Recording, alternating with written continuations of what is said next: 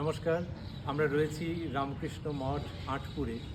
এই যে রামকৃষ্ণ মঠ মিশন তথা রামকৃষ্ণ ভাবান্দোলন, তার সূচনা একরকমভাবে আঁটপুর থেকে হয়েছে, প্রায় সকলেই সেটি জানেন।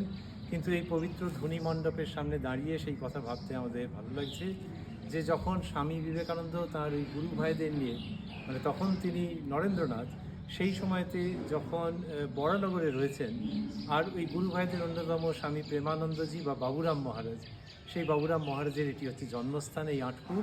বাবুরাম মহারাজের স্নেহময়ী জননী, তিনি শ্রীযুক্ত নরেন্দ্র, বাবুরাম প্রমুখ তাদেরকে নেমন্তন্ন করেছিলেন এই আঁটপুরে আসার জন্যে।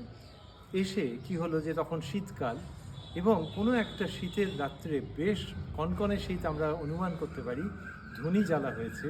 এই সেই ধ্বনি মণ্ডপ, আবারও বলছি। তো সেই ধুনি যখন জ্বালা হয়েছে, ধ্বনি মণ্ডপ তো অনেক পরে হয়েছে, কিন্তু যখন ধুনি জ্বালা হয়েছে, সেই ধ্বনির যে শিখা, সেই তার চারপাশে গুরু ভাইরা দাঁড়িয়ে, সেই তরুণ তাপসেরা দাঁড়িয়ে, আর সেইখানে দাঁড়িয়ে নরেন্দ্রনাথ, তিনি তো খুব সুন্দর করে কথা বলতে পারতেন, গল্প করতে পারতেন, সেই গল্প যা বাস্তবের থেকেও বেশি বাস্তব এবং নতুন বাস্তবকে সূচিত করে।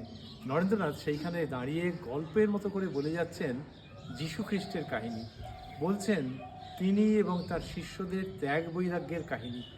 এমন কিছু ছিল সেই বর্ণনার মধ্যে যে তার ওই স্বামীজির যে সতীর্থরা, তারা ওই ধ্বনির আগুনকে সাক্ষী রেখে সেদিন মনে মনে স্থির করলেন যে মনের সমস্ত যা কিছু বাসনা কামনা, সেগুলিকে ওই অগ্নিতে তারা উৎসর্গ করবেন, আহুতি দেবেন।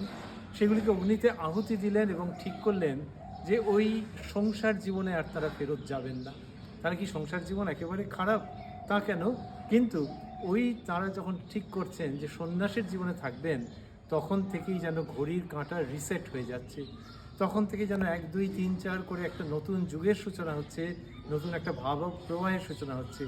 অনেক পরে তারা জেনেছিলেন যে ওই যে সন্ধ্যাটি, সেটি ছিল যীশু খ্রিস্টের আবির্ভাবের পূর্ব সন্ধ্যা বা ক্রিসমাস ইভ।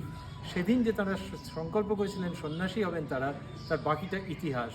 সেই ইতিহাসের সম্মুখীন আমরা, সেই ধ্বনিমণ্ডপকে সাক্ষী রেখে আমরা এই সমস্ত কথা আলোচনা করছি। আর ভাবছি ধন্য আঁটপুর, এই আঁটপুরে সেই ত্যাগব্রতী ছেলে, যাদের মনের মধ্যে ত্যাগের ভাব ছিল, সেই ভাবটা আঁটোসাঁটো হয়ে উঠল এই আঁটপুরে দাঁড়িয়ে, এবং সেটি ভগবান শ্রীরামকৃষ্ণ ও মা শারদার নিজেদের ইচ্ছায়, তাদের আশীর্বাদে সেই মহা ঘটনার সাক্ষী আমরা।